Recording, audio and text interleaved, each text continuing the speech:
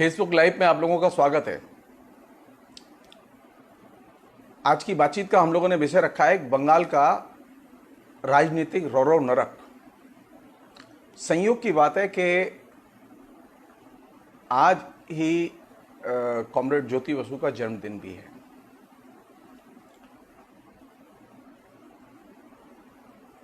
ज्योति बसु अगर जीवित होते और बंगाल की ये दशा देखते तो शायद बहुत दुखी होते।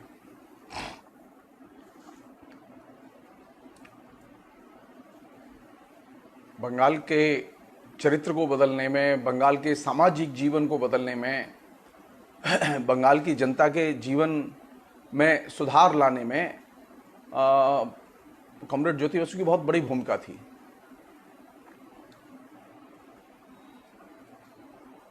और यह भी एक वास्तविकता है कि उनके रहते हुए ही बंगाल का डिक्लाइन भी शुरू हो चुका था।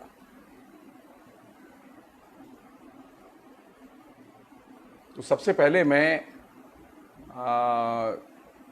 अपनी श्रद्धांजलि उन्हें देना चाहूँगा कि हमें उनके जन्मदिन पर ये मौका मिला और ये कोइंसिडेंट था। मैंने जब विषय फेसबुक पर लगाया तो मुझे मालूम नहीं था कि आज जन्मदिन है। मैंने ध्यान ही नहीं दिया। बाद में मुझे ध्यान आया कि अरे आज तो उनका जन्मदिन है। बंगाल की अभी स्थिति दिल्ली और महाराष्ट्र से भी बदतर है। बहुत सारे लोग हैं जो कि इस चीज को नहीं जानते और जो सो कॉल्ड राष्ट्रीय मीडिया है उसमें तो वो एकदम कवरेज से गायब है।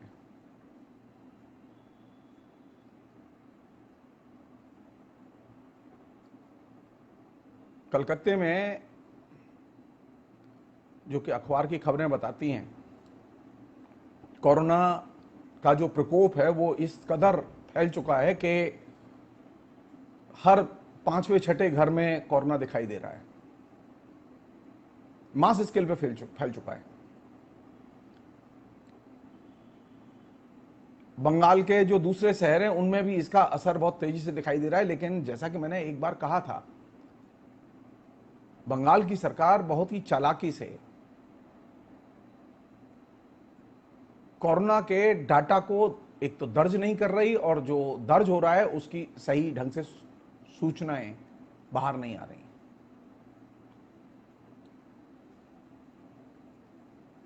कोरोना को लेकर इतने बड़े पैमाने पर सच्चाई पर पर्दा डाला जाएगा, इसकी बंगाल में शायद कभी किसी ने कल्पना नहीं की होगी।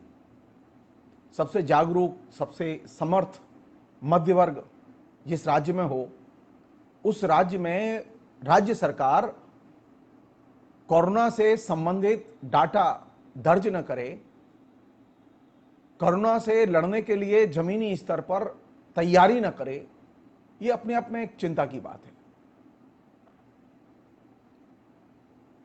और यह भी चिंता की बात है कि यह सारा का सारा प्रसंग चल रहा है। आप सोचकर देखिए,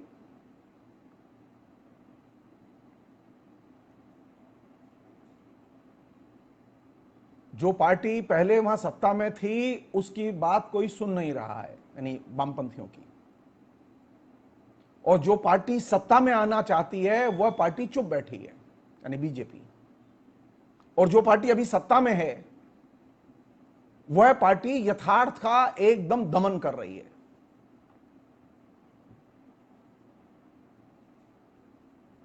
और यह यथार्थ का दमन वैसे ही किया जा रहा है जैसे कि इसके पहले बंगाल के जो सामाजिक राजनीतिक यथार्थ है उसका दमन किया गया। पद्धति एक ही है। इसलिए मैंने जानबूझ के ये शीर्षक रखा कि ये जो बंगाल का जो राजनीतिक रौरव नरक है, वो रौरव नरक देखें तो सही, हम लोग जाने तो सही।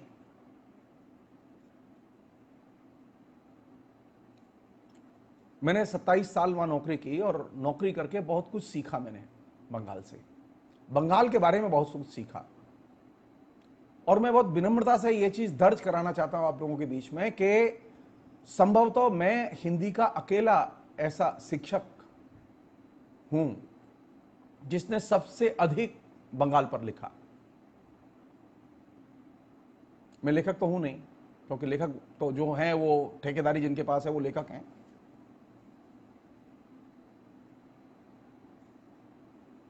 बंगाल की राजनीति, बंगाल के राजनीतिक दल, बंगाल की प्रमुख घटनाओं पर, बंगाल की जो बदलती हुई वास्तविकता है उस पर आप प्रश्न कीजिए। आप प्रश्न कीजिए उन तमाम प्रगतिशील जनवादी लेखकों से जो बंगाल आते रहे हैं।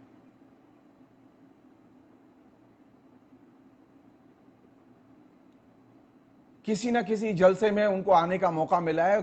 कुछ लेखक तो ऐसे बड़े लेखक थे कि वो साल में 4-4 बार आते थे, लेकिन उनकी लेखनी में, उनके वक्तव्य में कभी भी बंगाल के नरक के दर्शन नहीं होते। यहां तक कि मैं जब जेएनयू में पढ़ता था और मैं पहली बार बंगाल पहुंचा, मैं जेएनयू में रहते हुए, मैं आपको बता रहा हूं, ये बहुत ही ऑनेस्ट, मैं अपनी कमजोरी बता रहा हूं मैं आपको, और जेएनयू के और दिल्ली के प्रवेश की कमजोरी बता रहा हूं मैं आपको, कि 89 तक, जब तक मैं बंगाल नहीं गया था, बंगाल के बारे में हम जितना भी जानते थे कम जानते थे और गलत जानते थे। मैं किसी द्वेष के तहत यह बात नहीं कह रहा हूं। मैंने अपने जीवन के मूल्यवान 25 साल सीपीएम की सेवा में खर्च किए। सीपीएम से बहुत कुछ सीखा। सीपीएम के मेरे बहुत अच्छे दोस्त भी हैं, बहुत अच्छे दुश्मन भी हैं। सीपीएम के जो मेरे बहुत अच्छे दुश्मन हैं, उन्होंने मेरा बहुत नुकसान भी किया। मैं पर्सनल चीजें नहीं लाना चाहता। रोरो नर्क कैसा है, जब मैं 89 में पहली बार बंगाल, ये जो आज की जो बातचीत है, ये व्यक्तिगत भी है और राजनीतिक भी है, और ये थोड़ा सा किताब की जो लीक है, प्रोपेगेंडा की जो लीक है, उससे हटके है। ऐसा नहीं है कि मैं पहली बार ये बात बोल रहा हूं यहां मैं वर्षों से लिखता रहा हूं,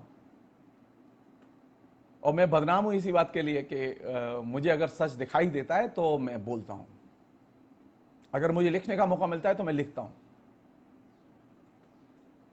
मैंने लिखा भी, बहुत लिखा है। मेरे मीडिया समग्र का तो एक पूरा खंड ही बंगाल पर है। इतने लेख कभी किसी भी लेखक ने बंगाल पर नहीं लिखे। उसके अलावा सैकड़ों लेख मैं इधर उधर लिख चुका हूं, सैकड़ों। और ये मैंने शौकिया नहीं लिखे। मैं जो चीज आपसे शेयर करना चाहता हूं वो ये कि जब मैं 89 में बंगाल पहुंचा और मैंने कलकत्ता यूनिवर्सिटी में लेक्चरर की नौकरी हासिल की, उन नौकरी के साथ ही बंगाल की एक नई इमेज मेरे सामने आई, और ये तथ्य मैं पहली बार सार्वजनिक तौर पर आपको शेयर कर रहा हूं।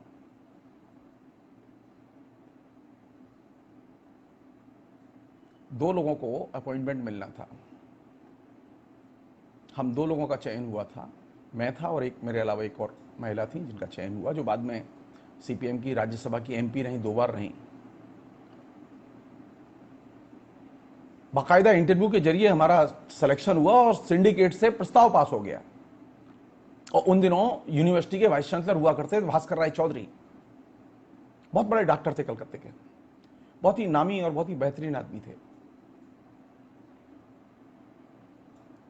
सिंडिकेट से पास होने के बावजूद, अप्रूवल होने के बावजूद भी सिलेक्शन कमेटी की रिकमेंडेशन के उन्होंने मिनट्स पर साइन नहीं किए, और जब उन्होंने साइन नहीं किए तो बहुत सीरियस समस्या हुई है। कई महीने तक जो अपॉइंटमेंट लेटर है वो नहीं मिला मुझे। सो अल्टीमेटली मैं कलकत्ता गया, और कलकत्ता जाके मैं वाइस चांसलर से मिला कि मेरा सिलेक्शन हो चुका है, सिंडिकेट ने भी पास कर दिया, आप मिनट्स पर साइन। तो वाइस चांसलर ने बहुत ही खुल के कहा कि हम तुम्हें ज्वाइन नहीं करने देंगे। क्यों? बोले हम जिसे चाहते थे उसका हुआ नहीं, और तुम्हें तो हम चाहते नहीं। सीपीएम की लेफ्ट फ्रंट की सरकार, मैं सीपीएम का मेंबर, मैंने अपॉइंटमेंट में सीपीएम की किसी भी किस्म की सिफारिश का इस्तेमाल नहीं किया। फेयर डील और उस पर वाइस चांसलर कह रहा है कि तुम्हें अपॉइंटमेंट लेटर नहीं देंगे और इसे लैप्स करने देंगे सिलेक्शन को। मैं लौट के पार्टी ऑफिस गया, वहां मैंने शिकायत की और मैंने वाइस चांसलर से उस दिन, क्योंकि मैं यंग था और मैं छात्र राजनीति कर चुका हूं, तो मैं वाइस चांसलर से बात करना जानता था, आज भी जानता हूं। मैंने कभी वाइस चांसलर को महत्व नहीं दिया अपने जीवन में। मैंने भास्कर राय चौधरी से सिर्फ एक बात कही थी कि कल मैं आगे ज्वाइन करूंगा। और जब मैं लौट के पार्टी ऑफिस गया, पार्टी ऑफिस में एक ही नेता थे जो मुझे जानते थे और वो थे अनिल विश्वास। उनसे मैंने जाके कहा, बोले हैं तुम्हें चिट्ठी नहीं मिली अब तक? मैंने कहा ना। उन्होंने तत्काल फोन किया, बोले साइन करो अभी। वाइस चांसलर ने तत्काल साइन किए। वाइस चांसलर ने तत्काल साइन करने के बाद ही मैं सुबह ही 10 बजे यूनिवर्सिटी पहुंचा और मैंने यूनिवर्सिटी से अपने अपॉइंटमेंट लेटर की डुप्लीकेट कॉपी, ओरिजिनल कॉपी तो वो डाक से मेरे दिल्ली के एड्रेस पर भेजी जानी थी, वो मुझे मिल ही नहीं सकती थी। मैंने डुप्लीकेट कॉपी ली और मैंने वहीं अपना ज्वाइनिंग लेटर अपने एक दोस्त हैदर अली से लिखवा के, क्योंकि मैं अंग्रेजी लिखना नहीं जानता था, वो हिंदी में लेटर एक्सेप्ट नहीं कर सकते थे, मैंने साइन करके दिया और मैंने ज्वाइन किया। और ज्वाइन करने के बाद में मैं सीधे एकदम वाइस चांसलर के ऑफिस गया और मैंने वाइस चांसलर को जाके कहा कि मैंने आपसे कल कहा था कि कल मैं ज्वाइन करूंगा और मैंने आज ज्वाइन कर लिया है। और मैंने कहा कि मेरी आपकी ये ओपनिंग बड़ी खराब हुई है। मैंने आज तक कभी किसी भी वाइस चांसलर के सामने अपनी राजनीतिक शक्ति का प्रदर्शन नहीं किया, कभी राजनीतिक सिफारिश का इस्तेमाल नहीं किया।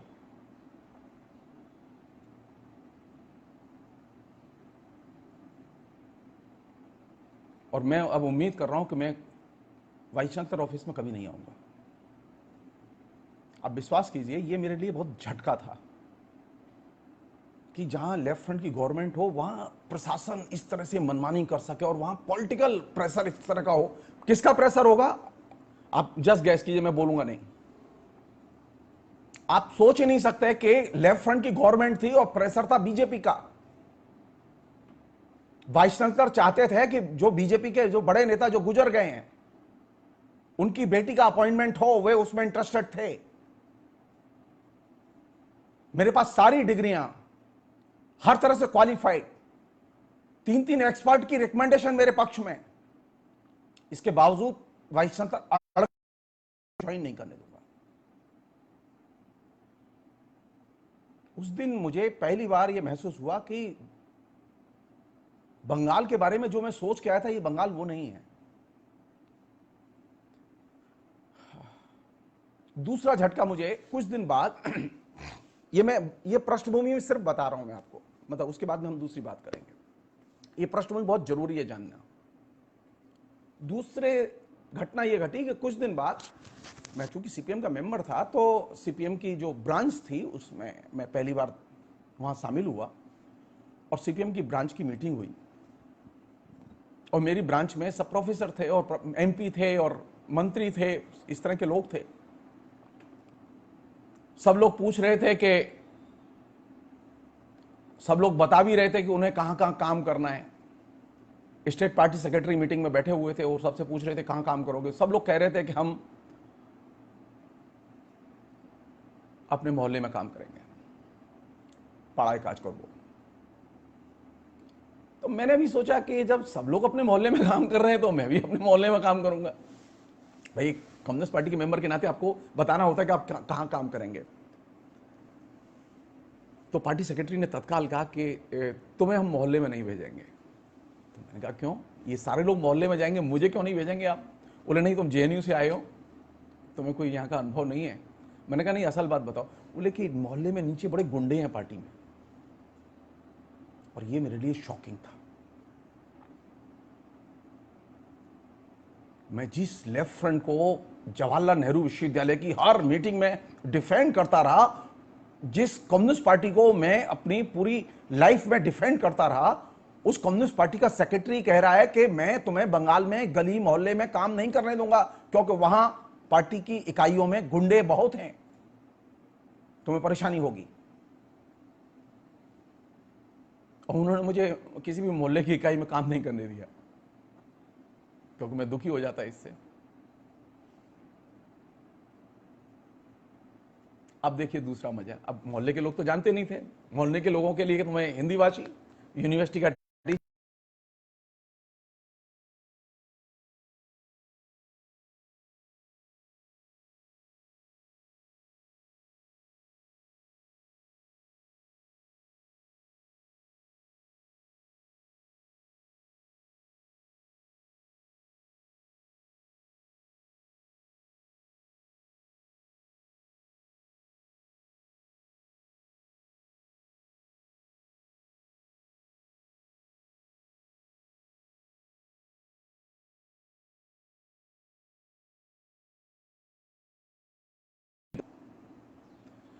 अब असेंबली इलेक्शन में मैं कंटिन्यूअसली सीपीएम के स्टार कैंपेनर के तौर पर उनकी स्टेट लिस्ट में था और मैं कैंपेन करता था, लेकिन मोहल्ले में लोग नहीं जानते थे कि मैं सीपीएम का हूं। मैंने वहां पहली बार अपना वोटर लिस्ट में नाम लिखाया और वोटर लिस्ट में नाम लिखाने के बाद दिलचस्प बात यह हुई कि मेरे मोहल्ले में ही मेरा वोट कोई और डाल गया। मैं जब वोट डालने के लिए पहुंचा और मेरे परिवार के लोग थे और वे परिवार में मेरे साथ में उस समय जो लोग थे वो सब बंगाली थे, तो दिलचस्प बात यह थी कि जो बंगाली थे मेरे परिवार के लोग, उनका वोट किसी ने नहीं डाला लेकिन मेरा वोट कोई डाल गया। अब मेरे लिए बहुत ही फ्रस्ट्रेशन कि मैं जिस पार्टी के लिए पूरे राज्य में कैंपेन कर रहा हूं, उस पार्टी की स्थिति है कि मेरे ही बूथ पर कोई वोट डाल गया मेरा। मैंने पूछा लोगों से, तो उन्होंने कहा हमें मालूम नहीं। तो मैंने सीपीएम के लोगों से पूछा कि कौन वोट डाल गया मेरा, कैसे हुआ ये? परिवार के बाकी लोगों के वोट नहीं डाल के गया कोई, लेकिन मेरा वोट कोई डाल के चला गया। और ये अपने आप में मेरे लिए शॉकिंग था। जब मैंने पार्टी के लोकल व्यक्ति से जो कि वहां पोलिंग बूथ पर बैठा था, मैंने कहा कि मैं पार्टी मेंबर हूं, तो बोला कि हमें तो मालूम नहीं थी, हम तो समझते थे आप बीजेपी के आदमी हैं। तो मैंने कहा कैसे समझे आप ये बात? बोले कि आप हिंदी भाषी हैं ना, तो हिंदी भाषी सब बीजेपी के होते हैं। अब आप सोचिए,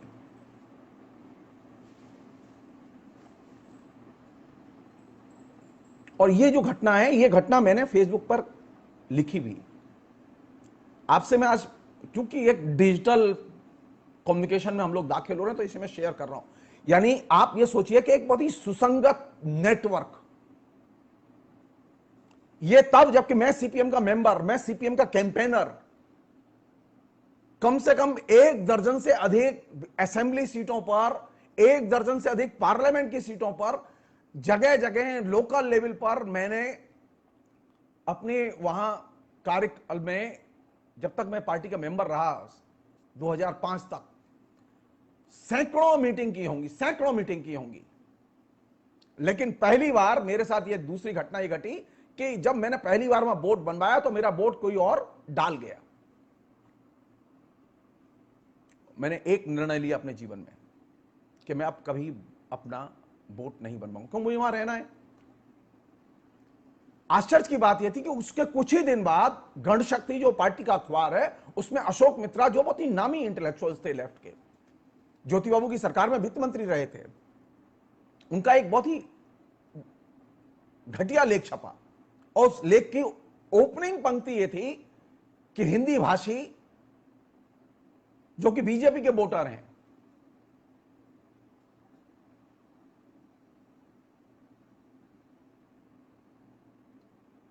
ये जो politics, secular politics, left politics में बहुत कुछ ऐसा घटा बंगाल में जो कि हमने कभी खोल के देखा ही नहीं कि आखिर क्या घट रहा है वहां।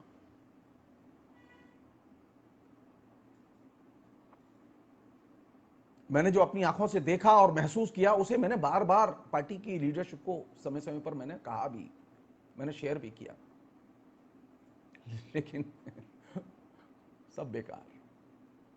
नीचे नीचे गुंडे इतने ताकतवर थे कि आप कस से मस नहीं कर सकते थे चीजें, ऊपर पार्टी थी। ये कैसे हुआ, क्यों हुआ, इसके कारण तो खोजे जाने चाहिए।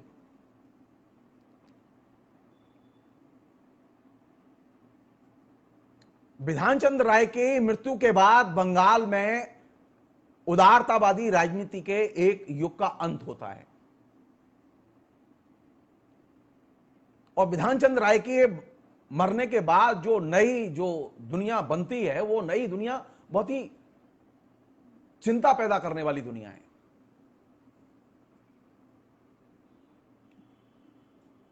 मेरी आपत्ति इस बात पर नहीं है कि गुंडे राजनीति क्यों कर रहे हैं, गुंडों को भी अधिकार है राजनीति करने का। मेरी आपत्ति इस पर भी नहीं है सीपीएम के लोग गुंडों की मदद क्यों कर रहे हैं, वो जाने, उनका काम जाने। अगर उन्हें क्लीन पॉलिटिक्स का वायदा किया है तो उन्हें यह बताना ही होगा कि ये कैसी क्लीन पॉलिटिक्स है।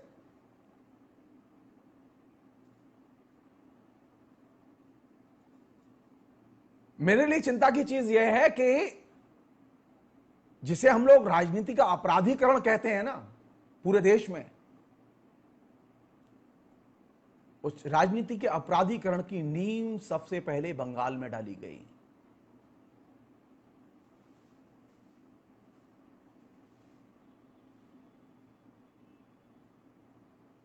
हमने कभी सोचा ही नहीं इस पर गंभीरता से। हमारे जो वामपंथी इंटेलेक्चुअल्स हैं जो कि बंगाल आते और जाते रहे हैं देश के दूसरे क्षेत्रों से, उन्होंने बंगाल के बारे में, बंगाल की पार्टी के बारे में, बंगाल की पार्टी में जो जीवन में जो घट रहा है उसके बारे में कभी सही जानकारी नहीं दी।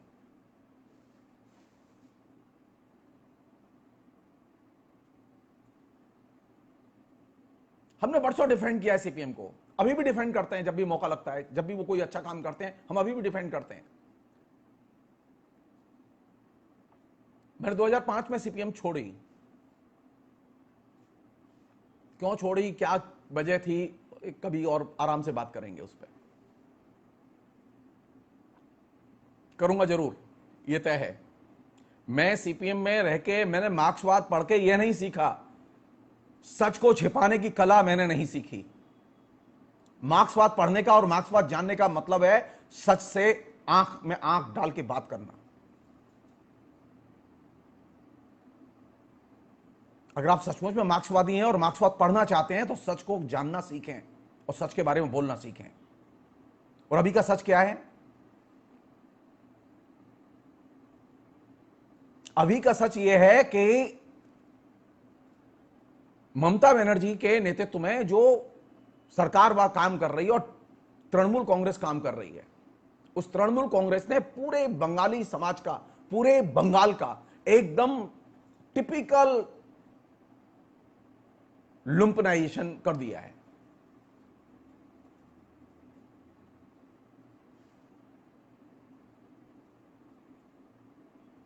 एक रोचक और बात बताऊं आपको मैं, ये जो मेरी मुखरता है ना, ये मुखरता बहुत कॉस्टली है। मैंने इसके लिए सीपीएम ने मेरी कीमत ली, मैंने उन्हें भी दी। जब मैं जेएनयू में पढ़ता था तो कांग्रेस के लोगों ने इसकी कीमत ली, उसको भी कीमत दी। 84 के दंगों के समय कांग्रेस के लोगों की आंख का कांटा था मैं, क्योंकि मैं जेएनयू स्टूडेंट्स यूनियन का प्रेसिडेंट था। और जब मैं बंगाल गया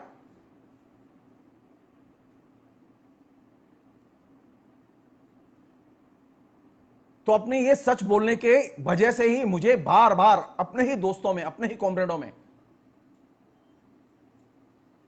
कोई तकलीफ उठानी पड़ी।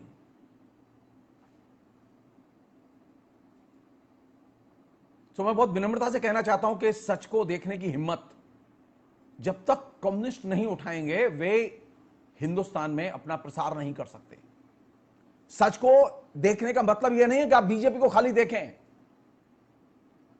सच को देखने का मतलब है कि अपनी तरफ भी देखें। सच को देखने का मतलब सिर्फ यह नहीं है कि आप अपने दुश्मन को पहचानें, आप अपने को भी पहचानें। आप अपने को जितना बेहतर पहचानेंगे और मूल्यांकन करेंगे, आप उतना ही बेहतर समाज रचेंगे।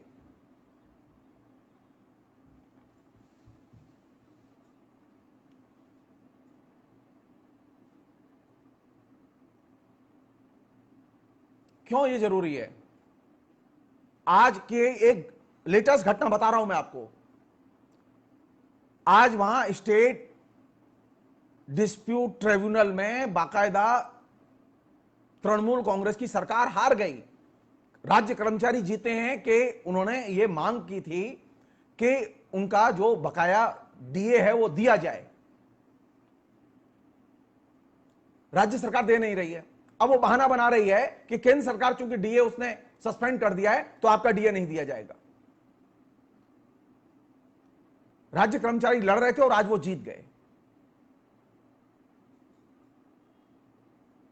सिर्फ रिकॉर्ड के लिए मैं दर्ज करना चाहता हूं कि यही लेफ्ट फ्रंट गवर्नमेंट थी जब 6th पे कमीशन लागू किया गया था तो 60% डीए विदहेल्ड कर लिया था और वो शेष तक नहीं दिया, रो रो के दिया, थोड़ा थोड़ा करके। और चूंकि राज्य कर्मचारियों में वर्चस्व था इसलिए कोई आवाज नहीं उठाता था।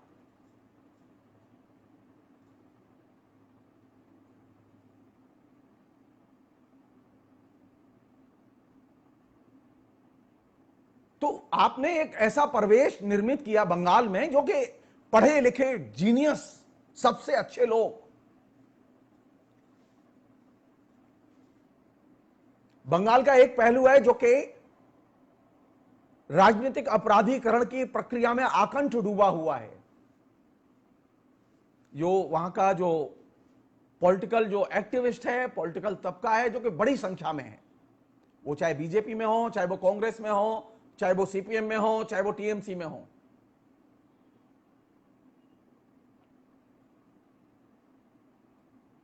आप यहां से जस्ट देखिए, आप आखिर ये जो शिक्षित भद्र लोग थे, ये सबसे पढ़े लिखे लोग थे, ये सबसे जहीन लोग थे, आखिर ये इतने क्रिमिनल माइंड कैसे बन गए?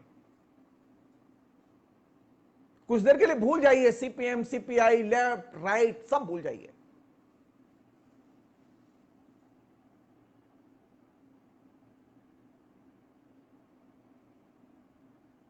रंजना जी, जरूर आपने जो बात कही है कि बंगाल में जो हिंदी के विरोध के कारणों पर हम जरूर बात करेंगे, डेफिनेटली। जो सबसे मुश्किल चीज है वो ये कि नहीं है कि राजनीति में क्या हो रहा है, सबसे मुश्किल यह है कि इसका विश्लेषण क्यों नहीं हो रहा है।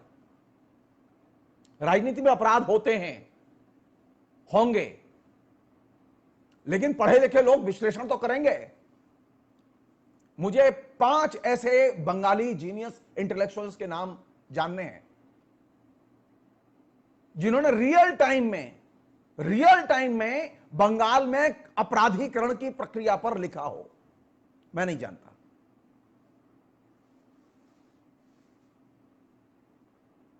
आज स्थिति यह है कि हर शिक्षित बंगाली जिसमें जरा सी भी शक्ति है, हर अशिक्षित बंगाली जिसमें जरा सी भी भागने की शक्ति है, वो बंगाल से भागना चाहता है, बंगाल नहीं जाना चाहता।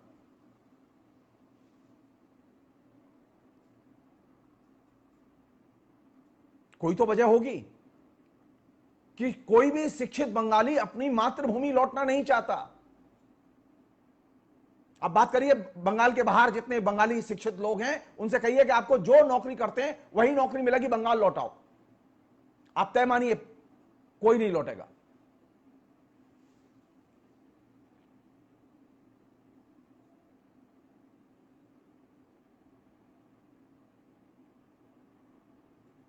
बंगाल के शिक्षित समाज में अगर बंगाल की मातृभूमि के लिए अगर इतनी नफरत है तो बंगाल की जनता में प्रेम कहां से पैदा होगा जब शिक्षितों में यह हाल है। मैं वृंदावन गया घूमने के लिए, तो वहां एक रिक्शा मैंने लिया और मैं घूम रहा था रिक्शा से। तो मैंने रिक्शा वाले से पूछा, मैंने भाई तू बंगाली है, कहां का रहने वाला है? बोले मुर्शिदाबाद का। तो मैंने कहा यार बंगाल में क्या रिक्शा चलाने में भी परेशानी है? तो बोला नहीं जी, वहां दिन भर में मैं मुश्किल से 25, 30, 40 रुपए कमाता हूं बंगाल में, मुर्शिदाबाद में, और यहां मैं 400 रुपए कमा लेता हूं। सोचिए आप, रिक्शा चलाने वाले की स्थिति बता रहा हूं मैं आपको। मैं दिल्ली में जिस इलाके में रहता हूं वहां कूड़ा उठाने के लिए जो महिला आती है वो बंगाली है। अब आप सोचिए, कूड़ा कोई टेक्निकल, कोई बहुत एक्सपर्टीज का काम नहीं है। जैसा कि मैंने आपसे कहा कि जिस बंगाली में जरा सी भी बंगाल से निकलने की क्षमता हो, चाहे वो झोपड़ी में हो, भीख मांगने के लिए हो, चाहे जिस रूप में काम करने के लिए हो, वो बंगाल से पहले निकलना चाहेगा। ये जो स्थिति बनी है, ये स्थिति बहुत चिंता की चीज है।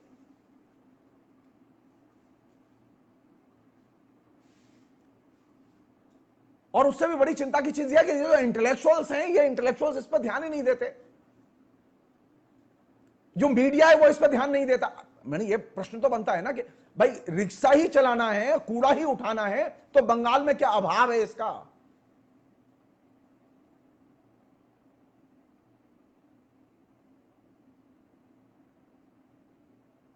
अपराधीकरण की प्रक्रिया किस हद तक जा चुकी है उसकी आप कल्पना नहीं कर सकते। राजनीतिकरण की प्रक्रिया किस हद तक जा सकती है उसकी कल्पना नहीं कर सकते।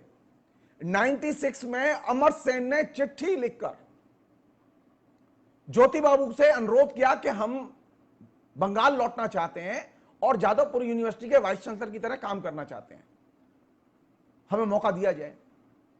पार्टी ने उनकी चिट्ठी रिजेक्ट करके कूड़े के ढेर में डाल दी। क्यों? क्योंकि अमर सेन पार्टी मेंबर नहीं थे।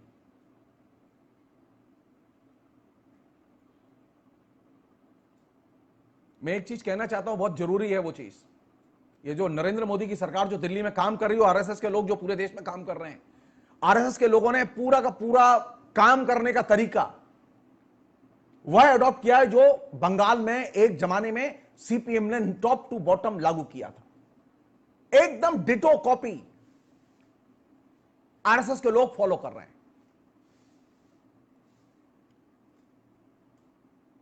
बंगाल में 34 साल के शासन में लेफ्ट फ्रंट ने सबसे मूल्यवान काम क्या किया जानते हैं? किसी भी पद पर गैर लेफ्ट फ्रंट के व्यक्ति का अपॉइंटमेंट नहीं होने दिया।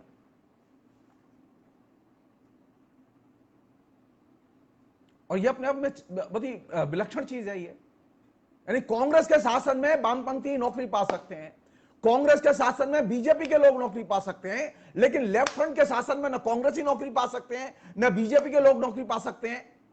यह कैसे हो सकता है? अब बीजेपी की जब दिल्ली में सरकार आई है, मोदी की सरकार आई है, तो मोदी की सरकार का एक ही एजेंडा है। जितने अपॉइंटमेंट हुए जेएनयू में, जितने अपॉइंटमेंट सेंट्रल यूनिवर्सिटीज में हुए, छांट छांट के उसमें आरएसएस के वे लोग रखे जा रहे हैं जो शुरू से आरएसएस की शाखाओं में जाते थे, प्योर आरएसएस वाले हैं। ठीक यही चीज जब पहली बार यह चीज वहां फेस की और देखी,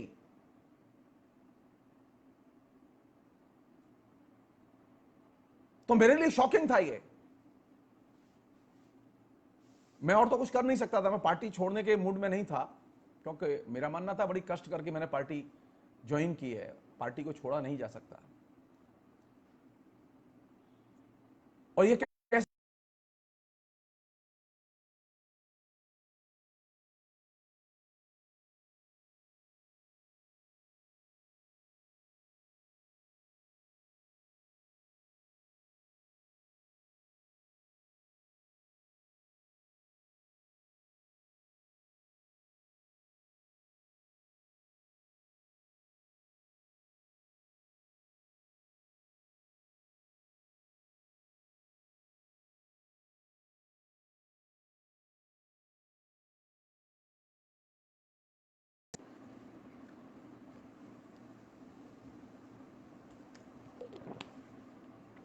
आज स्थिति यह है कि बंगाल की कोई भी प्रशासनिक संरचना ऐसी नहीं है जो कि करप्शन फ्री हो।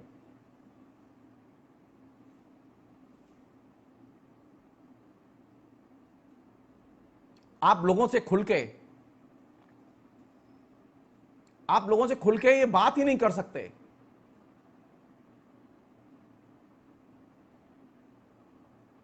किसी भी स्तर पर बात नहीं कर सकते खुल के। तो पहली चीज बंगाल के रौरव नर्क के बारे में जिसे कि हमें खोजना चाहिए कायदे से, कि बंगाल में राजनीति के अपराधीकरण की प्रक्रिया कब शुरू हुई। बंगाल में राजनीति के अपराधीकरण की प्रक्रिया शुरू हुई नक्सलवाड़ी आंदोलन से। जब चारू मजूमदार के नेतृत्व में जब नक्सलवाड़ी का आंदोलन उठ खड़ा हुआ तो उसने पहली बार राजनीति के अपराधीकरण की नींव डाली।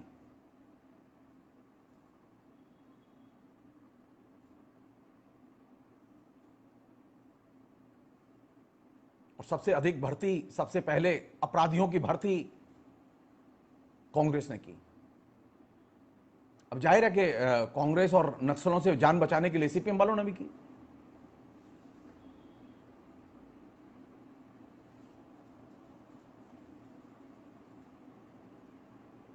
और सीपीएम के लोगों ने जो अपनी जान बचाने के लिए किया, उन्होंने किसी की हत्या के लिए अपनी उस समय कोशिश नहीं की, लेकिन अपनी जान बचाने के लिए जो उन्होंने किया नक्सलों से जान, क्योंकि नक्सलों के लगातार प्राणघातक हमले उन पर हो रहे थे। तो हिंदुस्तान में राजनीति के अपराधीकरण का बीज बोया सबसे पहले चारू मजूमदार के नेतृत्व में नक्सलवाड़ी आंदोलन ने। और आज जाएं वो लोग जिस इलाके में नक्सलवाड़ी आंदोलन शुरू हुआ था, आज उस इलाके की हालत क्या है जाके देखिए आप। वो डेन है पूरी स्मगलिंग का और ड्रग्स का। सोचने लायक बात है, जहां जहां ये रेडिकल आंदोलन पैदा हुआ, जहां जहां ये नक्सलवाड़ी आंदोलन पैदा हुआ और माओवादी आंदोलन पैदा हुए, वहां बड़े पैमाने पर ड्रग्स और स्मगलिंग और फिरौती वसूली का धंधा, ये तीन चीजें बड़े पैमाने पर चली। कौन नहीं जानता मधु कोड़ा की डायरी को?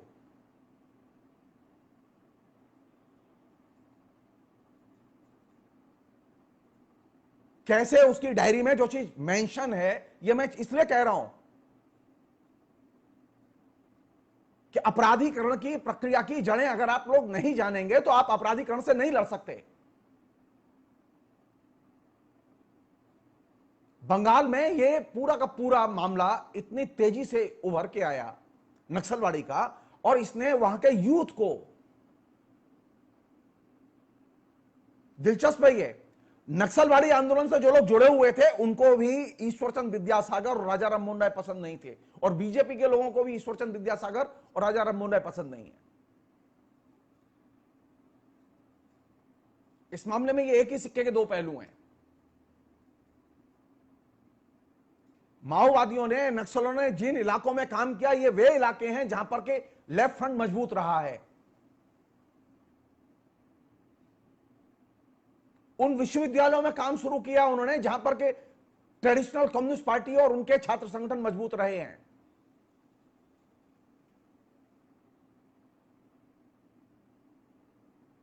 और फिर उसके बाद में उन्होंने पूरी की पूरी लेफ्ट पॉलिटिक्स की दिशा ही बदल दी। और अब तो आइडियोलॉजिकल बहस ही बंद है। बीजेपी की वजह से नक्सल्स, गैर नक्सल्स, जो कम्युनिस्ट ग्रुप हैं, उनके बीच में आइडियोलॉजिकल बहस ही बंद है, वो एकदम इररिलेवेंट हो गई है।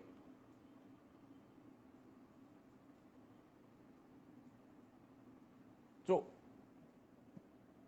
उदारतावादी जो राजनीतिक परिदृश्य था बंगाल में, जो विधान चंद्र राय के जमाने में विकसित हुआ, फैला,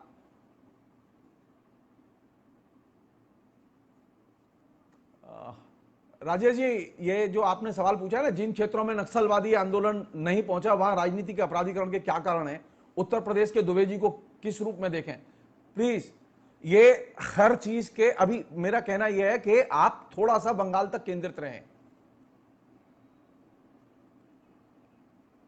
बीजेपी अपराधीकरण का क्लाइमैक्स है। नक्सलवाड़ी शुरुआत है, बीजेपी क्लाइमैक्स है। योगी आदित्यनाथ जो है वो क्लाइमैक्स है उसका, आप ये ध्यान रखिएगा बस।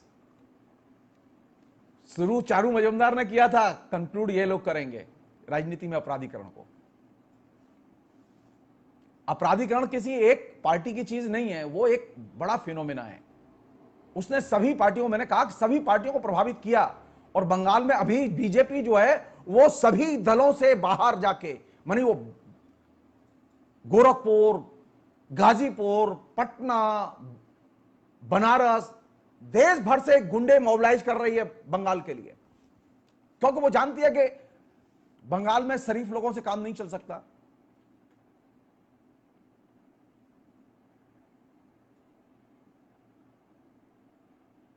लोकतंत्र के अपराधीकरण की जो प्रक्रिया शुरू हुई नक्सलवादी आंदोलन की पृष्ठभूमि में, उसने बड़े पैमाने पर ये बात मैं अंडरलाइन करना चाहता हूं कि बहुत सारी ऐसी चीजें बंगाल में सबसे पहले आई और इंप्लीमेंट हुई और पूरे देश में वो बाद में फैली।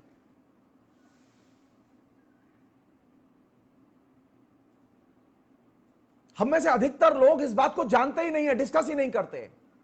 मैंने कई बार अपने जो शिक्षक थे मेरे नामवर जी, मैंने उनसे कई बार पूछा कि आप इतनी बार बंगाल आते हैं लेकिन आपने कभी बंगाल के बारे में ये तो बताया ही नहीं।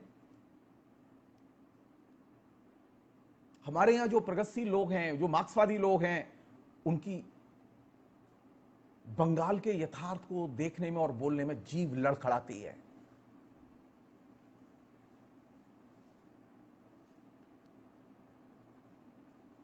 और कैसे लड़खड़ाती है उसका एक उदाहरण दे रहा हूं मैं आपको। मैंने एक लेख लिखा, तब मैं पार्टी मेंबर था। मैं पार्टी मेंबर रहते हुए मैं जो मन में आती थी, मुझे जो उचित लगता था, जो अनुचित लगता था, मैं लिखता था। तो मैंने एक लेख लिखा और मैंने वो लेख लिख के दैनिक हिंदुस्तान को भेज दिया। बड़ा लेख था और बंगाल पर केंद्रित था। दैनिक हिंदुस्तान में उस समय मृणाल पांडे एडिटर थी और अरविंद मोहन उस संपादकीय पन्ने को देखते थे। अरविंद मोहन ने वो लेख 2 किस्तों में छापा।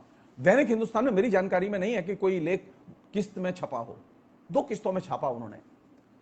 और वो लेख छपने के बाद में इस इलाके की, हिंदी भाषी क्षेत्र के इलाके की कई कम्युनिस्ट पार्टियों के सेक्रेटरीज ने बंगाल की पार्टी सेक्रेटरीज को शिकायत की कि ये सीपीएम का जो व्यक्ति है ना, जगदीश्वर चतुर्वेदी, ये दगाबाज हो गया है, इसने पार्टी के खिलाफ लिखा है, इसलिए पार्टी से निकालो इसे।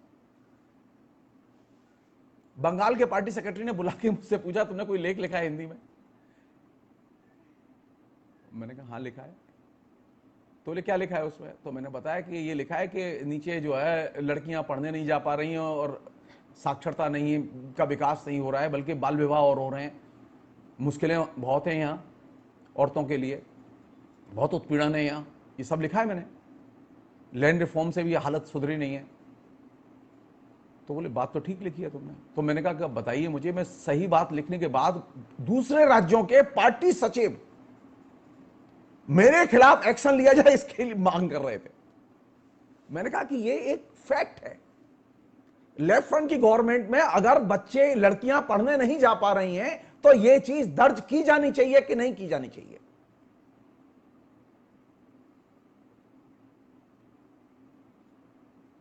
ममता बनर्जी जिस कॉन्स्टिट्यूंसी से इलेक्शन लड़ती थी, मैंने उस कॉन्स्टिट्यूंसी में भी कैंपेन किया ममता के खिलाफ में।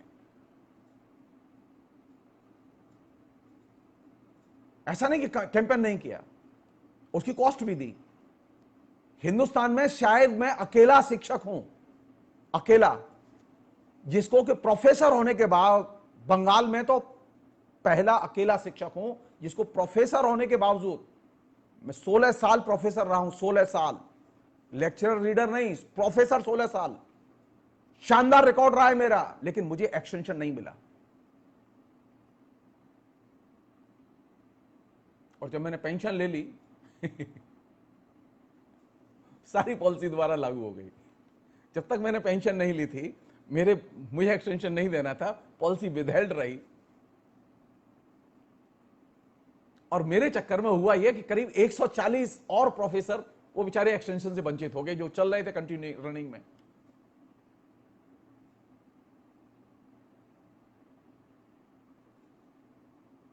लंबे समय से ये जो अपराधीकरण है, ये अपराधीकरण पहले राजनीति में आया, फिर उसने सामाजिक वर्गों में अपनी जगह बनाई। जाहिर है कि जो अपराधीकरण की प्रक्रिया में जितना ज्यादा अपने को मोबिलाइज करता रहा, उतना ही उसका वर्चस्व बना रहा। ममता बनर्जी के आने के पीछे नंदीग्राम और सिंगूर एक ऊपरी राजनीतिक कारण है। असल कारण है कि जो कोरिलेशन ऑफ फोर्सेज, जो खासतौर पर अपराधियों का, उसकी शिफ्टिंग बहुत बड़े पैमाने पर ममता के साथ हो गई और उसने लेफ्ट फ्रंट को हारने के लिए मजबूर कर दिया।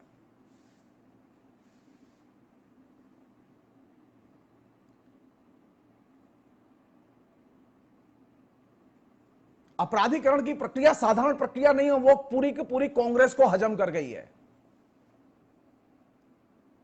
अपराधीकरण की प्रक्रिया की वजह से ही कांग्रेस नष्ट हुई है। कांग्रेस बिहार में नष्ट हुई, कांग्रेस से पहले बंगाल में नष्ट हुई,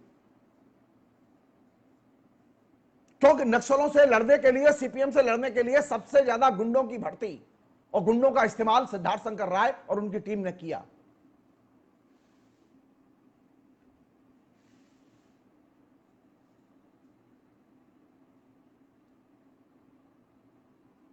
ये जो पूरा का पूरा तरीका, ये जो पूरा का पूरा तरीका रहा है कांग्रेस का, उसने कांग्रेस को इतना डैमेज किया कि अब सीपीएम के लोग समझ गए इस बात को, लेफ्ट फ्रंट के लोग समझ गए कि आखिर में गुंडे मैनेज करने हैं, जनता मैनेज अपने आप हो जाएगी।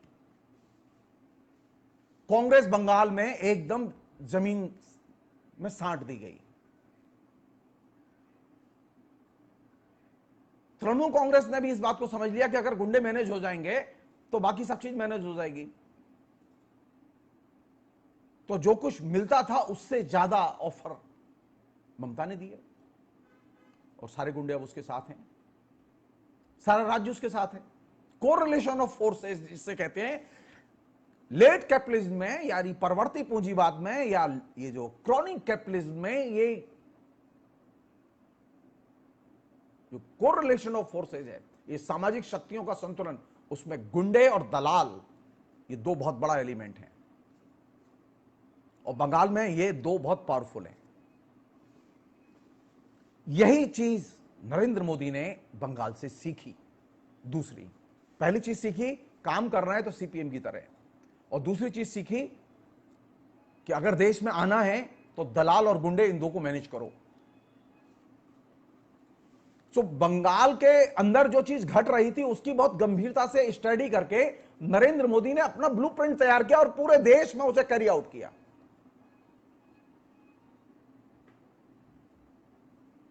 और उसका फायदा नरेंद्र मोदी को मिला, क्योंकि दलाल जो है वो बहुत बड़ा लिंक है अभी सोसाइटी में। ये लेफ्ट कैपिटलिज्म की एक ब्यूटी है, हर लेवल पर दलाल हैं, एजेंट हैं। और बंगाल में कितने एजेंट हैं?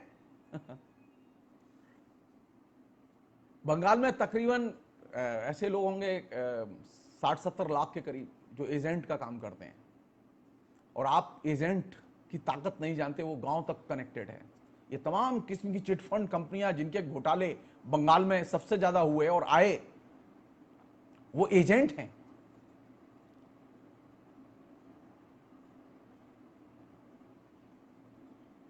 तो एक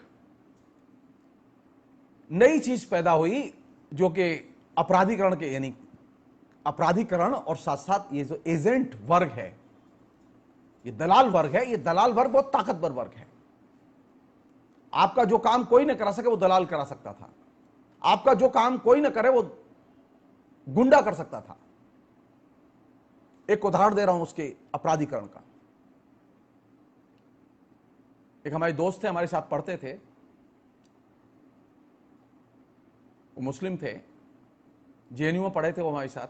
बाद में वो कलकत्ता यूनिवर्सिटी में नौकरी करने लगे। उनकी पत्नी थी हिंदू लड़की। उस लड़की के फादर सीपीआई के होल टाइमर थे। बाई चांस की बात कि उनके दो लड़कियां थी और दोनों पढ़ी लिखी लड़कियां थी। एक स्कूल में टीचर थी, एक डॉक्टर थी, और जो डॉक्टर थी वो विदेश में रहती थी। इस बीच में हुआ ये कि उसके फादर की मृत्यु हो गई। और फादर की मृत्यु होने के बाद उनकी अच्छी खासी जमीन थी, करीब 16 एकड़ जमीन थी। उस 16 एकड़ जमीन पर स्थानीय माकपा काउंसिलर ने कब्जा कर लिया।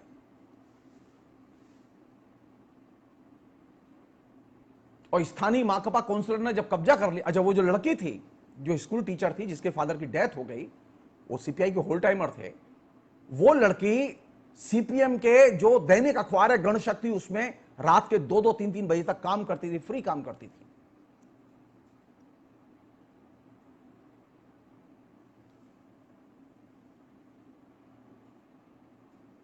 अब उस गुंडे से वो जमीन कैसे खाली कराई जाए? सीपीएम की स्थानीय लीडरशिप, जिला लीडरशिप, राज्य कमेटी का सेक्रेटरी उस गुंडे से मैंडेट देके, बोल के, चिट्ठी लिख के थक गए, लेकिन उस गुंडे ने जमीन खाली नहीं की। यहां तक कि जिलाधीश ने भी कहा उस गुंडे से, तब भी उसने जमीन खाली नहीं की।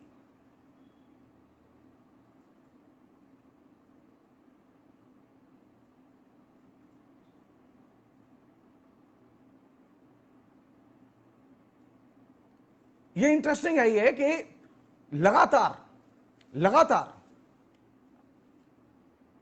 उसने कोशिश की, सब जगह भागी वो, 8 महीने तक सब जगह कोशिश की, लेकिन उसकी जमीन खाली नहीं हुई। अंत में एक दिन वो दोनों मेरे घर आए। तो उन्होंने कहा कि ऐसे ऐसे बात है और हमें समझ में नहीं आ रहा क्या करें।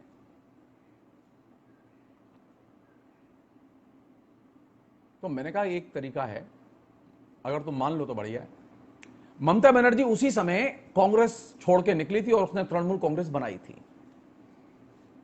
मैंने कहा एक ही तरीका है कि तुम ममता बनर्जी के पास जाओ, क्योंकि मैं जानता था कि ममता बनर्जी के पास सबसे ज्यादा गुंडे हैं,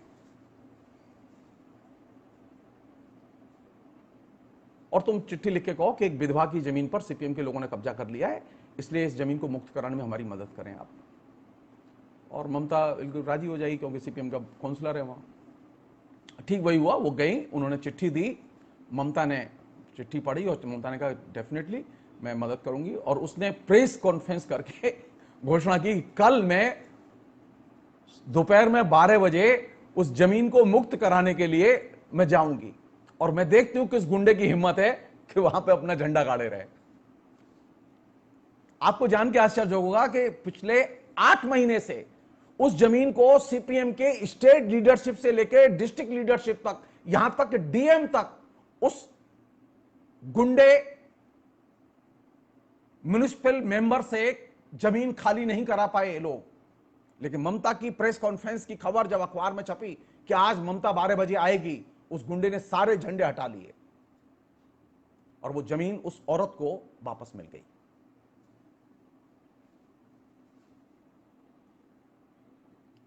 अब वो लड़की बहुत खुश, बोले जगदीश्वर बड़ी तुम्हारा सुझाव तो काम आ गया।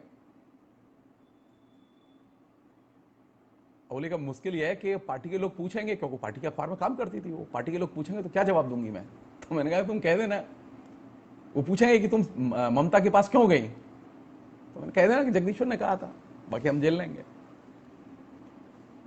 तो वही हुआ। पार्टी सेक्रेटरी ने, जो अखबार का संपादक भी था उस समय, उसने उसे बुला के पूछा कि तुम ममता के पास क्यों गई जब हम कोशिश कर रहे थे उस गुंडे से जमीन छुड़ाने की, किसने कहा तुमसे। तो उसने कहा कि मेरा नाम लेके जगदीश्वर जी ने कहा था, इसलिए चल। तो उन्होंने, पार्टी सेक्रेटरी ने मुझे फोन किया, उन्होंने पूछा तुमने ये क्यों किया। तो मैंने कहा कि कॉमरेड आपको थोड़ा बहुत भी शर्म नहीं आ रही है इस बात को पूछते हुए भी। एक गुंडा, उसे आप चिट्ठी लिखकर अनुरोध कर रहे हैं कि जमीन खाली कर दो।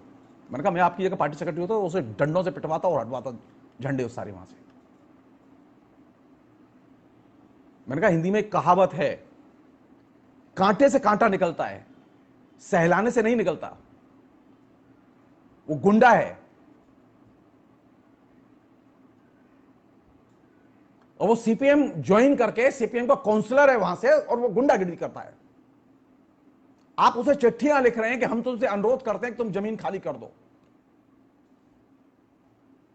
मैंने क्यों वो ममता के कहने से हट गया, क्योंकि ममता गुंडे की भाषा बोलना जानती है, वो जानती है गुंडे को कैसे भगाया जाता है। वो गुंडा भाग गया। सो अपराधीकरण की प्रक्रिया में, सिर्फ ये उदाहरण मैंने जानबूझ के दिया है, अपराधीकरण की प्रक्रिया सिर्फ एक ही जगह नहीं थी। अपराधीकरण की प्रक्रिया ने और भी पैर पसारे बंगाल में, और लेफ्ट फ्रंट के जमाने में, खासतौर पर 97 96 के बाद, 1995-96 के बाद तेजी से उसने विभिन्न एरियाज में अपना दखल जमाना शुरू कर दिया। और उसका क्लाइमैक्स था लोगों के व्यक्तिगत जीवन और व्यक्तिगत झगड़ों में दाखिल होना।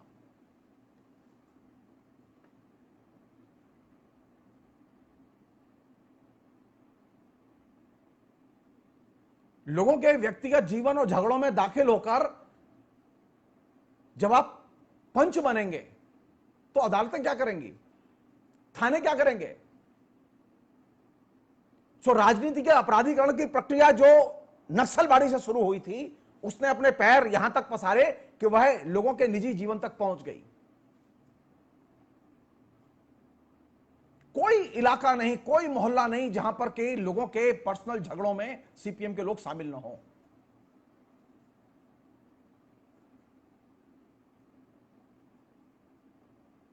अपराधीकरण, ये वही अपराधीकरण है जिसको कि आप लोग अभी डरते हैं उत्तर प्रदेश की घटना देखकर। आप अगर बंगाल में रहे होते और बंगाल में आपने इलेक्शन कैंपेन किया होता नीचे, तो आपको पता चलता कि अपराधीकरण कैसा होता है।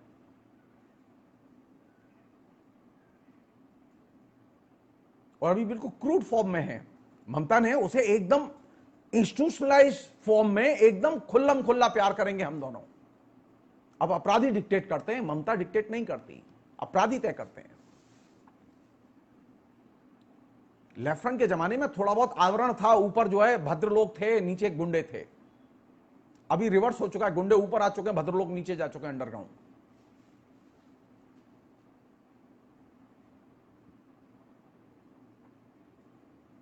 एक इतनी सभ्य सुशील सुसंस्कृत जाति, सभ्य सुशील सुसंस्कृत मध्य वर्ग, वो कैसे पूरे के पूरे अपराधीकरण की प्रक्रिया का हिस्सा बन जाए, ये बहुत ही इंटरेस्टिंग है, देखने लायक है।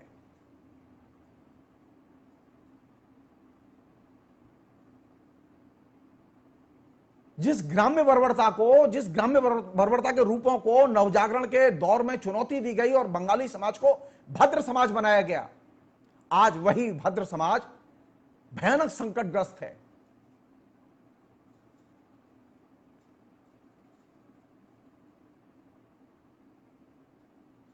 संतोष सिंह ने पूछा इसकी भूमिका किसने तैयार की? पूंजीवाद ने तैयार की, पूंजीपति वर्ग ने तैयार की। कोई और दोषी नहीं है इसके लिए, पूंजीपति वर्ग दोषी है। पूंजीपति वर्ग से और पूंजीवाद से लड़ने का जब आप तिक्रम के जरिए, झूठ के जरिए आप इस्तेमाल करेंगे, तो आप अपराधीकरण के शिकार बनेंगे और मोहरे बनेंगे। पूंजीवाद सामान्य बीमारी नहीं है, वो कोरोना से भी भयानक बीमारी है। कोरोना से एक दिन मुक्त हो जाएंगे आप, एक कैप्लिन से मुक्त नहीं हो सकते। वो इतना डीप रूटेड है कि वो आपकी नसों में बैठा हुआ है।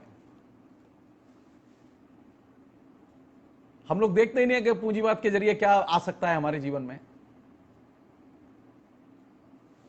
तो मैं जो चीज कहना चाहता हूं यह कि पहली बार एक चीज घटी, राजनीति के अपराधीकरण की प्रक्रिया, और इसने दूसरी चीज जो पैदा की वो ये मध्य वर्ग के अपराधीकरण की प्रक्रिया को शुरू किया। बड़े पैमाने पर अपराधीकरण की प्रक्रिया में मध्य वर्ग शामिल हुआ, और इस और उस पक्ष के साथ में, कभी वो कांग्रेस के साथ थे, कभी वो सीपीएम के साथ थे, कभी वो नक्सलों के साथ थे, अब वो बीजेपी के साथ हैं।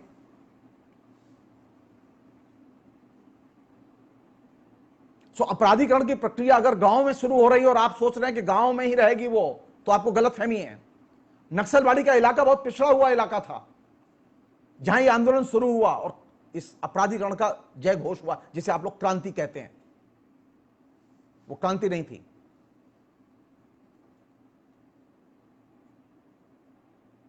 हमने कभी सोचा ही नहीं कि वो मध्य वर्ग के अपराधीकरण में कन्वर्ट हो जाएगा और वो एक राष्ट्रीय फिनोमेना बन जाएगा।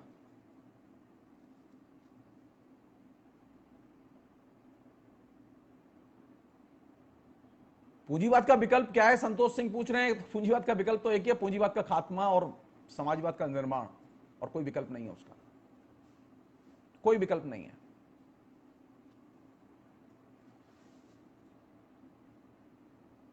सो अपराधीकरण की प्रक्रिया में जब मध्य वर्ग शामिल हुआ और उस मध्य वर्ग ने उसमें रस लेना शुरू किया, तो अब दूसरी चीज जो विकसित हुई वो क्या हुई, इस तीसरी चीज, वो एक मीडिया का अपराधीकरण शुरू हुआ।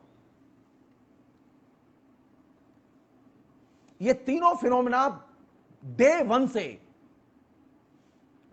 से बंगाल के अंदर रहे हैं, आज भी हैं, और बाद में ये पूरे देश का हिस्सा बने।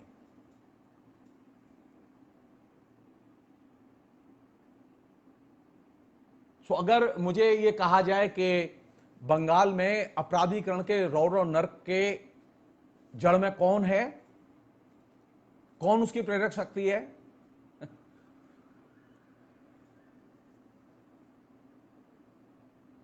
सिर्फ एक चीज,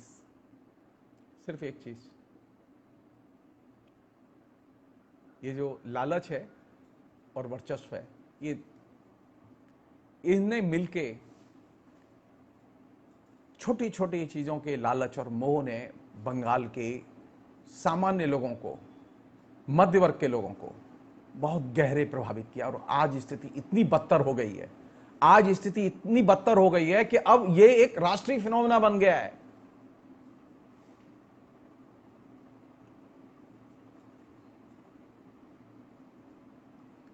बीएम प्रसाद जी पूछ रहे हैं कि अपराधीकरण के लिए पूंजीवाद भी जिम्मेदार है और नक्सलवाद भी। जी बीएम प्रसाद जी, नक्सलवादियों का पूंजीवाद की लड़ाई से कोई संबंध नहीं है, यह मैं बहुत विनम्रता से कह रहा हूं। पूंजीवाद को आप बंदूक की नली से पछाड़ नहीं सकते।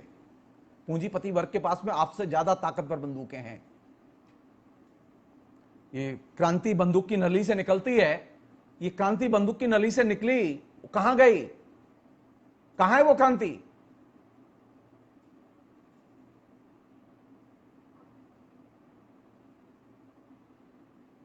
उससे किसे लाभ हुआ? उसे पूंजीवाद मजबूत हुआ, पूंजीवादी दमन मजबूत हुआ।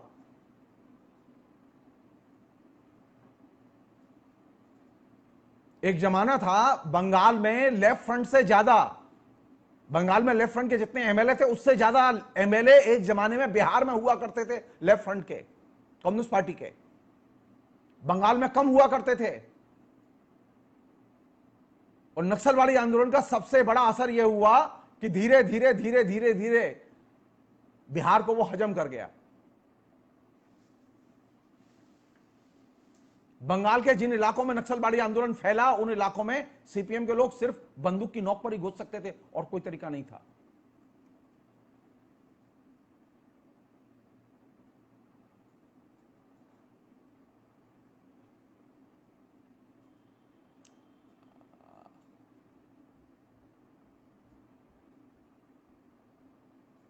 शमसुल कुंवर ने पूछा है कि 1977 में वाम सरकार के आने के कितने समय बाद अपराधीकरण शुरू हुआ? वो तो अपराधीकरण के प्रक्रिया की ही देन थी left front government. Left front government के आने के बाद में अपराधीकरण खत्म थोड़ा ही हुआ, क्योंकि सिद्धार्थ शंकर राय की सरकार ने और नक्सलों ने मिलकर 1972 से लेकर 1977 के बीच में बड़े पैमाने पर सीपीएम के लोगों की हत्याएं की। 50,000 से अधिक लोग तो सीपीएम के, उन्हें बंगाल के बाहर जाना पड़ा। करीब 1,500 से ज्यादा लोग मारे गए उनके। तो जब 77 में सरकार बनी तो उसके बैकग्राउंड में वो अपराधीकरण था, वो हिंसा थी। वह हिंसा गायब नहीं हुई, बल्कि वह हिंसा और ज्यादा फैली। लेफ्ट फ्रंट के 34 साल के शासन में आप जान लीजिए,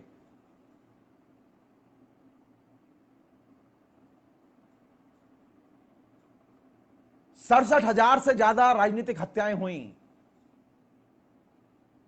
उनमें 20,000 के करीब सीपीएम के भी लोग मारे गए और बाकी दूसरी पार्टी के लोग मारे गए। राजनीतिक हिंसा हुई।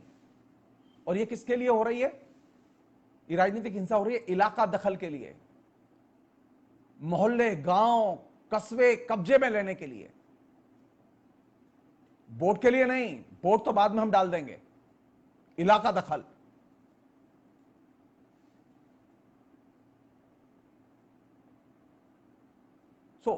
जो चुनौती है वो अपराधीकरण है, और वो अपराधीकरण मल्टी डायमेंशनल है और मल्टी पार्टी है। और कोई भी पार्टी अपने अपराधी नेताओं को, या वे नेता जो अपराधियों को संरक्षण देते रहे हैं या जिनके संरक्षण में आज भी अपराधी हैं, उनको अपने दल से निकालने के लिए तैयार नहीं है। न लेफ्ट में वो क्षमता थी, न वो टीएमसी में क्षमता है, न वो कांग्रेस में क्षमता थी। कांग्रेस तो बैठ गई और बीजेपी अभी बाकायदा अपराधियों पर दांव लगा रही है और अपराधियों के ही जरिए वो लड़ना चाहती है। वहां बीजेपी के साथ भले लोग नहीं है।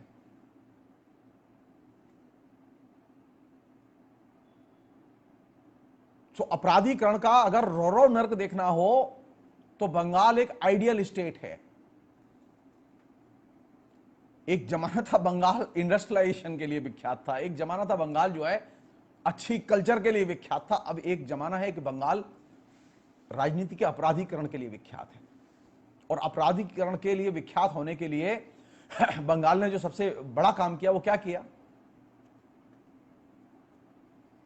ममता बनर्जी के आने के बाद जो तमाम किस्म के करप्शन चार्ज और केस, चिटफंड के तमाम केस जो चल रहे थे,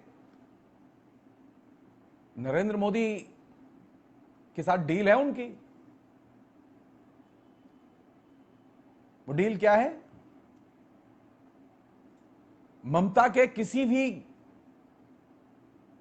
व्यक्ति के खिलाफ कोई बड़ा एक्शन नहीं हुआ है सीबीआई की तरफ से, जबकि सब लोग जानते हैं कि शारदा चिटफंड कांड और दूसरे चिटफंड कांड में ममता की पार्टी पूरी तरह से इन्वॉल्व है, लेकिन कोई एक्शन नहीं हुआ, कोई एक्शन नहीं हुआ। नमूने के लिए 2-4 लोग गिरफ्तार करके बंद किए हुए हैं, कोई एक्शन नहीं हुआ अभी तक, किसी को सजा नहीं हुई। क्यों एक्शन नहीं हुआ? ममता के साथ क्या डील है ये तो ममता ही जाने। हमारा अनुमान भर है, डील सिर्फ इतनी सी है कि ममता जो है विपक्ष के साथ नहीं जाएगी, और ममता अगर विपक्ष के साथ नहीं जाएगी तो ममता और हमारे बीच में जो भी होगा हो जाएगा। मिल बांट के जो भी कर लेंगे हम लोग।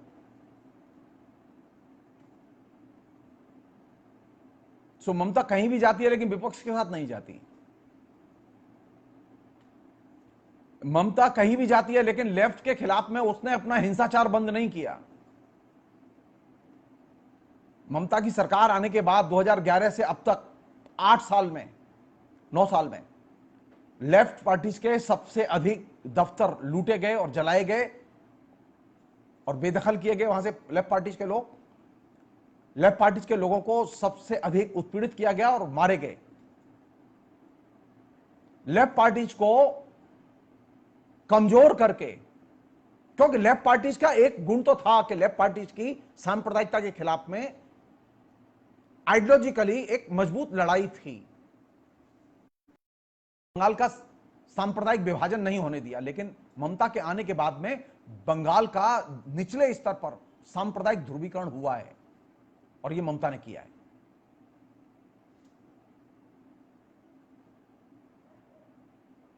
और ये जो सांप्रदायिक ध्रुवीकरण जो नीचे हुआ है, यही तो एक डील है कि सेक्युलर बंगाल को सांप्रदायिक बंगाल में कन्वर्ट करो। और ममता ने यह काम बहुत इंटेलिजेंटली किया है। सरकार बंगाल की, मैं ममता की, और नीचे जनता सांप्रदायिक मुसलमान और हिंदुओं में बटी हुई।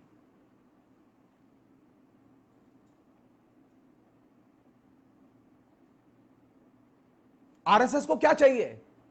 आरएसएस को सरकार नहीं चाहिए, आरएसएस को चाहिए सरकार से इतर समाज में सांप्रदायिक विभाजन। और बंगाल में ममता ने पिछले 9 साल में यह चीज करके दिखाई। लेफ्ट फ्रंट गवर्नमेंट की एक ब्यूटी थी, एक खूबी थी, तमाम कमजोरियों के बावजूद, कि लेफ्ट फ्रंट गवर्नमेंट ने, लेफ्ट पार्टीज ने अपने 34 साल के शासन में सांप्रदायिकता के साथ में कोई समझौता नहीं किया।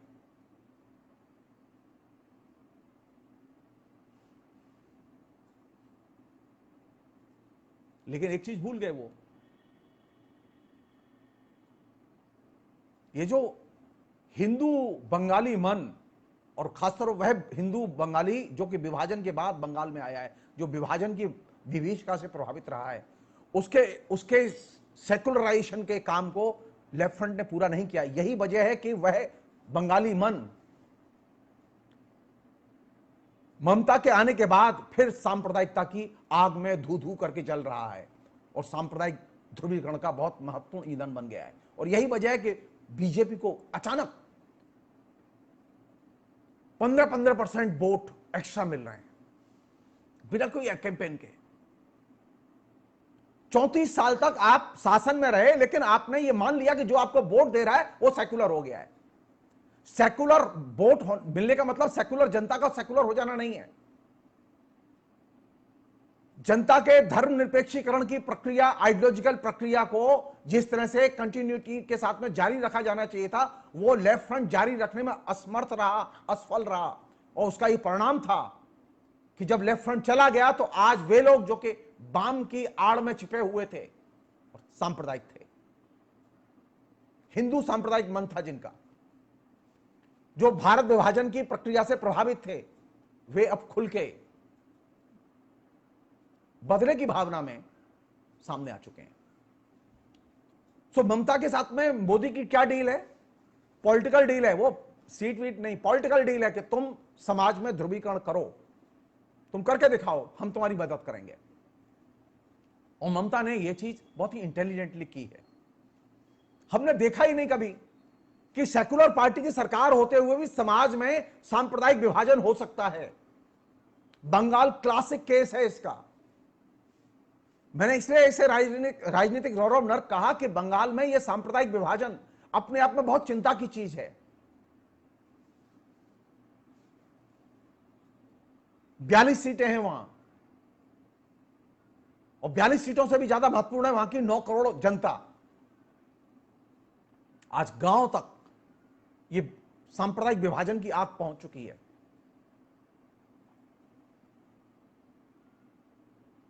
हम लोगों ने कभी इस बात पर ध्यान ही नहीं दिया कि ममता जो है, जो कर रही है, उसके नीचे जो चल रहा है, लेफ्ट जो कर रहा है उसके नीचे जो चल रहा है, वो क्या चल रहा है।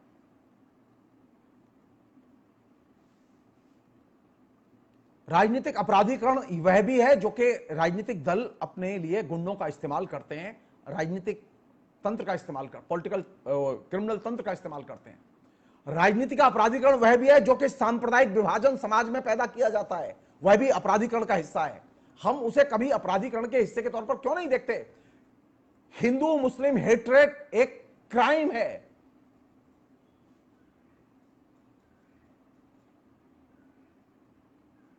हिंदू मुस्लिम हेट्रेड को क्राइम के तौर पर आप नहीं देखेंगे तो सांप्रदायिकता को भी आप क्राइम के तौर पर नहीं देखेंगे, आप इसे राजनीति तौर पर देखेंगे। तो बंगाल के बारे में बात करते समय यह चीज ध्यान रखनी चाहिए कि बंगाल की खूबी यह है कि वहां अपराधीकरण सिर्फ राजनीति का ही नहीं हुआ, वहां समाज का भी अपराधीकरण हुआ, और समाज के अपराधीकरण का एक रूप। अब आज स्थिति क्या है? आज पूरे देश में सांप्रदायिक ध्रुवीकरण हो चुका है। आप इसे अपराधीकरण मानेंगे कि नहीं मानेंगे, कि या इसे सिर्फ बहुसंख्यक बात कह के छोड़ देंगे? ये अपराधीकरण है। तो राजनीति के अपराधीकरण की प्रक्रिया सिर्फ गुंडे और नेता के नेक्सस तक नहीं है, उसका एक सामाजिक स्रोत भी है। वो सामाजिक स्रोत है सांप्रदायिक विभाजन, वो सामाजिक स्रोत है जाति के आधार पर विभाजन। बिहार में उन्होंने इस चीज को इस्तेमाल किया कि जाति के आधार पर विभाजन को तेज किया और अपराधीकरण को मजबूत किया। और जाति का विभाजन अल्टीमेटली सांप्रदायिक विभाजन को, सांप्रदायिक ध्रुवीकरण को मदद करता है। जाति की संरचना अपने आप में हिंदू धर्म की एक इंटीग्रेटेड संरचना है। जब समाज का जातियों के आधार पर वर्गीकरण होगा, समाज में जातियों के आधार पर लड़ाइयां होंगी, तो इससे सबसे ज्यादा गेन आरएसएस करेगा। तेजस्वी यादव नहीं करेंगे, नीतीश भी नहीं करेंगे। आप देख लीजिए उत्तर प्रदेश को। उत्तर प्रदेश में जितना जाति विभाजन तेज हुआ, उसका अल्टीमेटली गेनर कौन है? उसका अल्टीमेट गेनर है बीजेपी, न कि बहुजन समाज पार्टी, न कि अखिलेश यादव।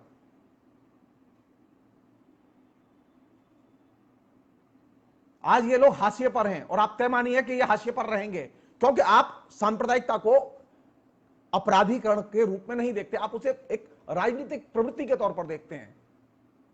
अगर सांप्रदायिकता राजनीतिक प्रवृत्ति के तौर पर खाली देखी जाएगी तो निश्चित तौर पर आपको फिर अपराधीकरण से लड़ने में असुविधा होगी। जिसे आप राजनीति में अपराधीकरण कहते हैं, सांप्रदायिक विभाजन उसका सामाजिक आधार है, जाति विभाजन उसका सामाजिक स्रोत है और आधार है। और यह चीज ममता ने डील के तहत बंगाल में एकदम ऐसी फसल लहला रही है अभी हर जिले में बंगाल में कि हम लोग कल्पना ही नहीं कर सकते।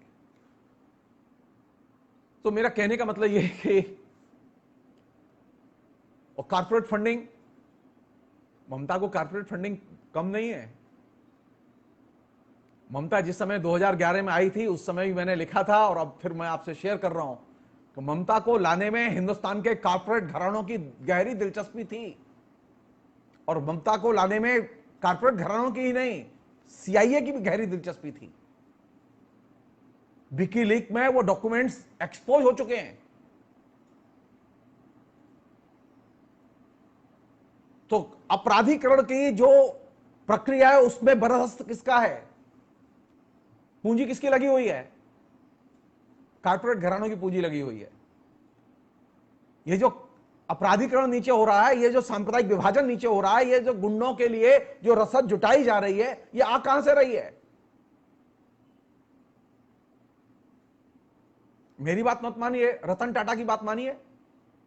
रतन टाटा ने जब सिंगूर के आंदोलन के संदर्भ में अपने कारखाने को बंद करने का फैसला करते हुए कलकत्ते में प्रेस कॉन्फ्रेंस की, तो रतन टाटा ने प्रेस कॉन्फ्रेंस साफ कहा कि ममता के इस आंदोलन के पीछे एक कारपोरेट हाउस लगा हुआ है,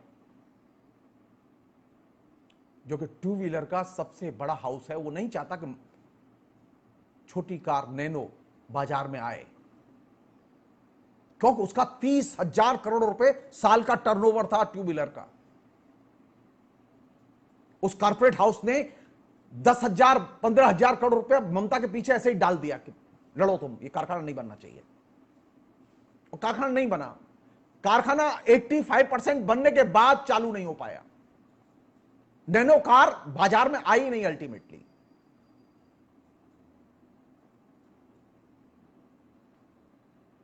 आज अगर उस इंडस्ट्री का मालिक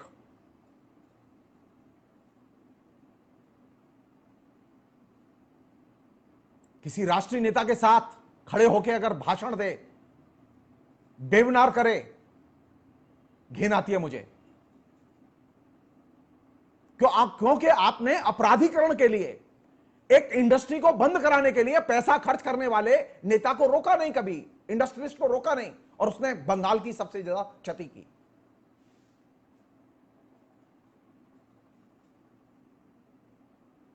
ममता अपने पैरों पर नहीं खड़ी हुई, ममता को खड़ा किया गया है।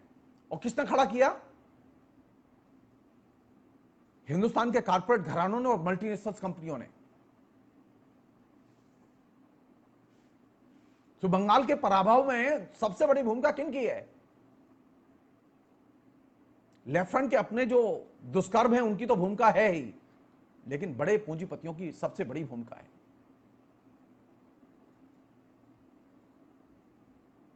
लेफ्ट फ्रंट अभी भी अपनी गलतियों को महसूस नहीं करता। सीपीएम के लोग अभी भी अपनी गलतियों को महसूस नहीं करते। आज तक जिन नेताओं ने गलतियां की थी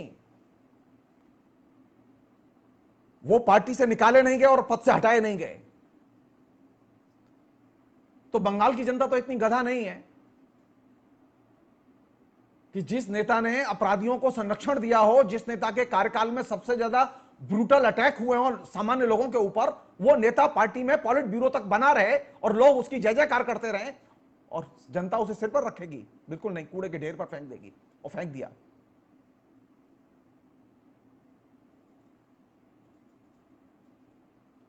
तो अपराधीकरण से लड़ने के लिए सीपीएम ने क्या किया? क्या उन नेताओं को पार्टी से निकाला? क्या वो पार्टी इकाइयां भंग की गई जहां गुंडे पलते थे? नहीं।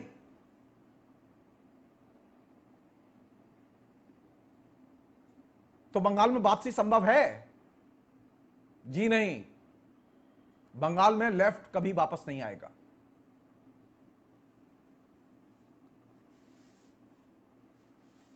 क्योंकि अपराधीकरण से लड़ने की लेफ्ट में ताकत नहीं है। अपराधीकरण से लड़ने के लिए जरूरी है कि लेफ्ट पहले अपने अंदर देखे,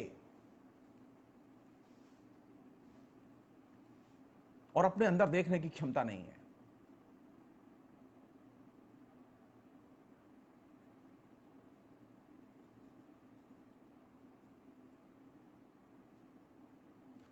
क्रोनी कैटलिन को परास्त करने के लिए मेरे पास में कोई मंत्र नहीं है।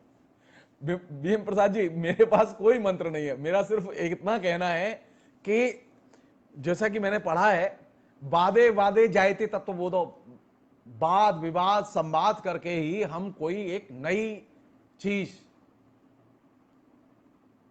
इवॉल्व कर सकते हैं।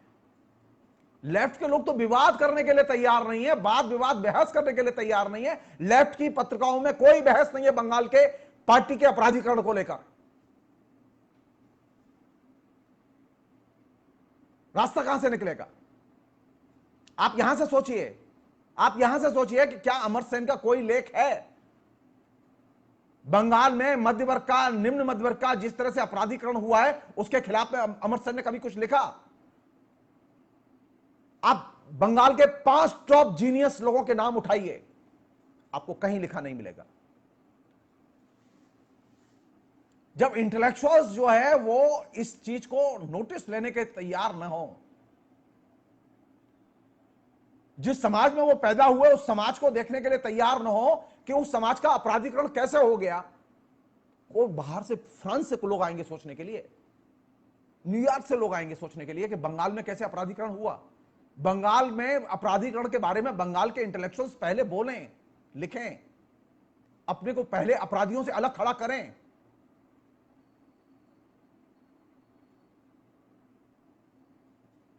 हमारे इंटेलेक्चुअल्स में यह क्षमता ही नहीं है कि वो बोलें और खड़े हों।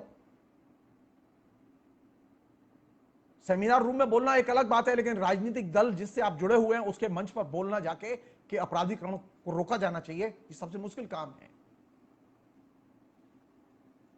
और फिर आपको वही देखना पड़ेगा जो मेरे ऐसे साधारण पार्टी मेंबर को देखना पड़ा।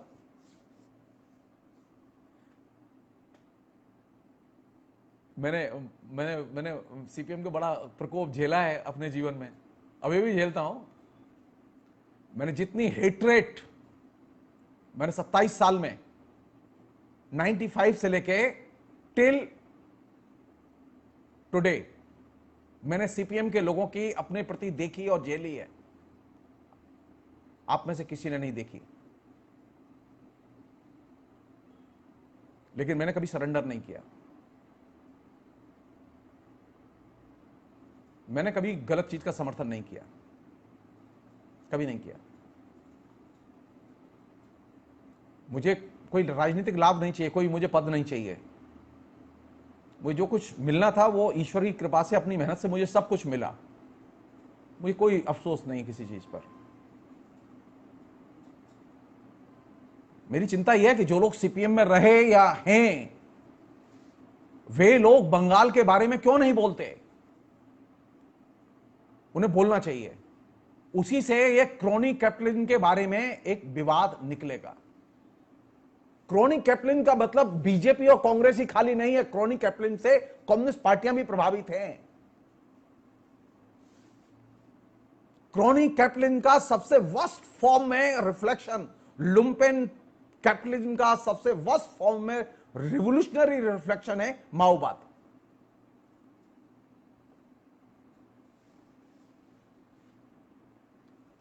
बीएम प्रसाद जी, मैं जुड़ा नहीं रहा, मैं तो बहुत कोशिश की, लेकिन लोग किसी तरह से बांधे रहे। अपनी तरफ से बहुत कोशिश की कि लोग मान जाएं, लेकिन जब नहीं माने तो अल्टीमेटली निकल आया। अभी भी मैं सीपीएम को बेहतर पार्टी पसंद करता हूं, बेहतर पार्टी मानता हूं। हिंदुस्तान में जितनी पार्टियां उनमें बेहतर पार्टी है, उसके बाद में बेहतर प्रोग्राम है। अभी भी मेरा मानना है कम्युनिस्ट पार्टियां हिंदुस्तान की बहुत बेहतर हिफाजत कर सकती हैं।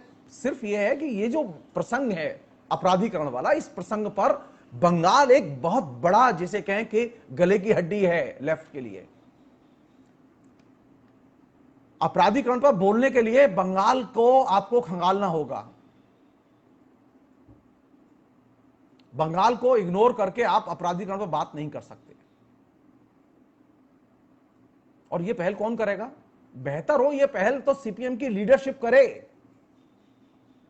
सीपीएम की लीडरशिप यह बहस शुरू करे कि बंगाल में पार्टी का अपराधीकरण हुआ कि नहीं हुआ, और हुआ था तो क्यों हुआ था, क्या उसके कारण थे, और उससे मुक्त होने के लिए किसी भी प्लेनम में पार्टी के कांग्रेस में कोई प्रस्ताव क्यों नहीं लिए गए?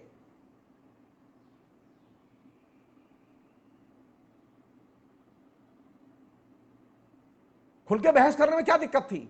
आज भी क्या दिक्कत है? सूर्यकांत मिश्रा ने कहा है कि वो अगले इलेक्शन में जीत के आ सकते हैं। गुड लक, हमें तो मैं शुभकामना ही दूंगा,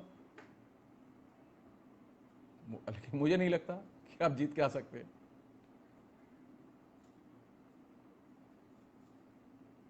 क्योंकि अपराधीकरण जब आपकी मानसिकता में चला जाए, आप जो सरकार की, जो राज्य की जो संरचनाएं हैं, एक छोटी सी बात कह के मैं बात खत्म करूंगा। लेफ्ट फ्रंट की सरकार ने राज्य की संरचनाओं को गौड़ बना दिया और पार्टी की संरचनाओं को प्रमुख बना दिया। पार्टी प्रमुख हो गई और सरकार गौड़ हो गई, और इसने सबसे बड़ी क्षति की। और राजनीति के अपराधीकरण का यह एक बहुत मेजर हिस्सा है। ठीक वही काम नरेंद्र मोदी अभी पूरे देश में कर रहे हैं, पूरी सेंट्रल गवर्नमेंट में कर रहे हैं। वो पूरी ब्यूरोक्रेसी का एकदम सांप्रदायिकीकरण कर रहे हैं। अब वहां आरएसएस के जो लोग कहते हैं वो महत्वपूर्ण है, सुप्रीम कोर्ट जो कहता है वो महत्वपूर्ण नहीं है।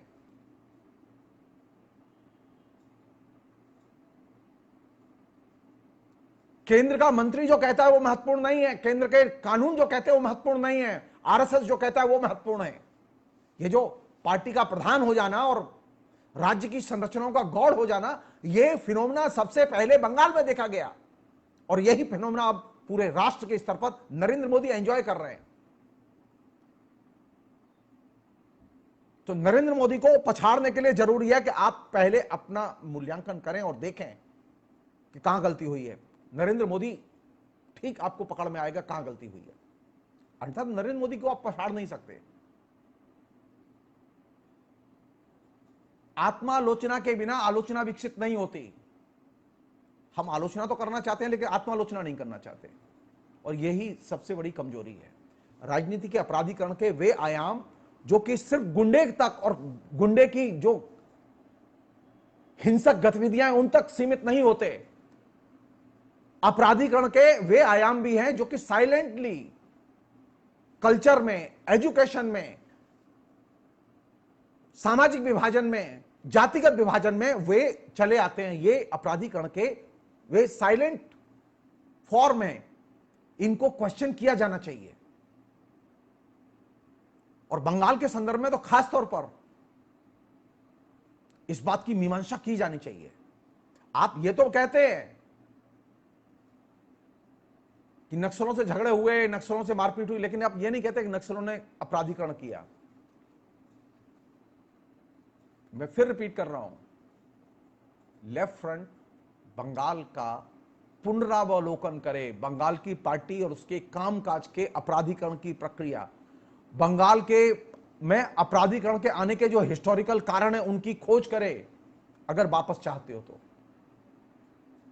अगर ये नहीं करते तब तक ये दिक्कत रहेगी। अब दिल्ली दूर है, बंगाल अब बाम से बहुत दूर है, ये दिक्कत रहेगी, क्योंकि आप ये पलट के देखना नहीं चाहते। और ये वैसे ही हो रहा है जैसे सोवियत संघ में हुआ। सोवियत संघ की कम्युनिस्ट पार्टी ने पलट के देखा ही नहीं कि नीचे अपराधीकरण हुआ कि नहीं हुआ, पूरी पार्टी कोलैप्स कर गई। बंगाल में भी यही हुआ, नरेंद्र मोदी के साथ भी यही होगा, क्योंकि पलट के देखने को तैयार नहीं है। ये खाली किसी गुंडे ने जब हत्या की, वो मीडिया में इशू बन गया, तो खाली घर उड़ा देंगे, खाली गोली से मार देंगे, इससे कुछ नहीं होने वाला, इससे कुछ नहीं होने वाला। वो एक दुबे मरेगा, दूसरा दुबे पैदा हो जाएगा, दूसरा दुबे मरेगा, तीसरा कोई चतुर्वेदी पैदा हो जाएगा, कोई ना कोई अपराधी आता ही रहेगा। क्योंकि वे रक्त बीज हैं। उनकी बूंद जहां गिरेगी वहीं एक रक्त बीज पैदा होगा। अपराधीकरण रक्त बीज की तरह है, वह जहां जहां भी उसके एक एक पसीने की बूंद गिरेगी अपराधी की, वहां वो अपराधी पैदा होगा। वो पसीने की बूंद उसकी संस्कृति में गिरेगी तो वहां अपराधी पैदा होगा, और उसकी राजनीति में गिरेगी तो वहां अपराधी पैदा होगा, शिक्षा में गिरेगी तो वहां अपराधी पैदा होगा। अपराधीकरण एक साधारण चीज नहीं है, वो बहुत बड़ी चीज है, और यही वह है उसके रौरव नरक का द्वार है। फिलहाल इतना ही। बहुत बहुत शुक्रिया, थैंक यू।